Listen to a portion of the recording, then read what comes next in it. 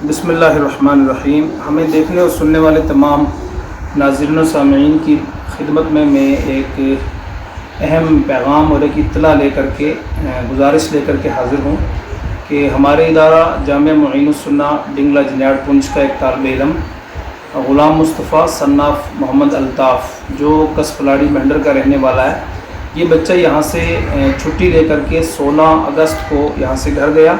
वालिद साहब ने कहा कि इसको छुट्टी दो और हमने उस बच्चे को यहाँ से भेज दिया। 16 तारीख को यहाँ से चला गया, घर पहुँच गया। 17, 18, 19 3 दिन वो घर रहा और 20 तारीख को घर वालों ने उस बच्चे को वहाँ से गाड़ी बिठाया, वापस इदारे में भेजा और बकौल उसके वालिद साहब अल्ताफ़ साहब के उन्होंने बच्चे को भेजा और बच्चा पुंछ बस स्टैंड पहुँचा और वहाँ किसी होटल पे खाना खाया और वहाँ खाना खाने के बाद बच्चे ने फ़ोन किया वहाँ से अपने वालिद साहब को कि मैं पुंछ पहुँच चुका हूँ, मैंने खाना खा लिया है और होटल से मैं फ़ोन कर रहा हूँ आपको और मैं आज मदरसे में नहीं जाऊँगा, जामिया में नहीं जाऊँगा, बल्कि मैं आज रात को अपनी खाला के घर जाऊँगा। और उसके बाद से वो बच्चा ना तो वापस घर गया और ना ही हमारे पास जामिया में मदरसे में पहुँचा।